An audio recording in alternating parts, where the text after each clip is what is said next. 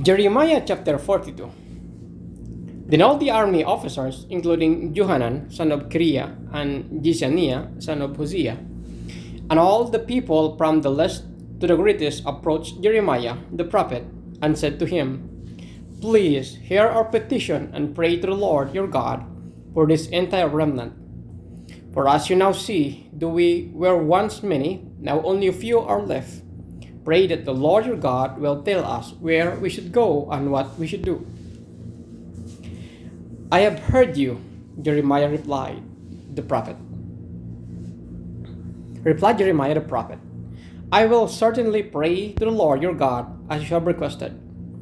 I will tell you everything the Lord says and will keep nothing back from you.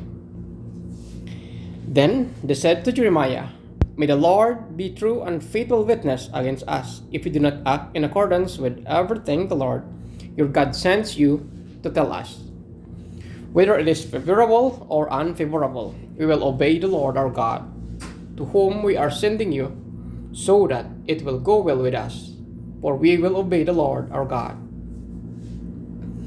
10 days later, the word of the Lord came to Jeremiah.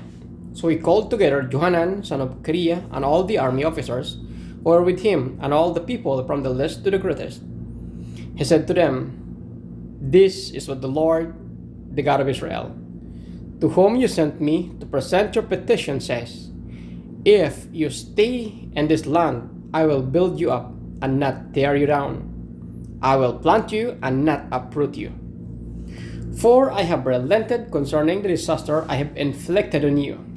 Do not be afraid of the king of Babylon, whom you now fear. Do not be afraid of him, declares the Lord, for I am with you, and will save you and deliver you from his hands. I will show you compassion so that he will have compassion on you and restore you to your land. However, if you say, We will not stay in this land, and so disobey the Lord your God, and if you say, No, we will go and live in Egypt, where we will not see war or hear the trumpet or be hungry for bread, then hear the word of the Lord, you remnant of Judah. This is what the Lord Almighty, the God of Israel, says. If you are determined to go to Egypt, and you do good to settle there, then the sword you fear will overtake you there, and the famine you dread will follow you into Egypt, and there you will die. Indeed, all who are determined to go to Egypt to settle there will die by the sword, famine, and plague. Not one of them will survive or escape the disaster I will bring on them. This is what the Lord Almighty, the God of Israel, says.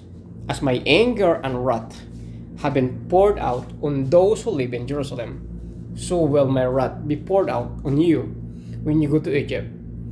You will be coarse and an object of horror, a curse and an object of reproach. You will never see this place again.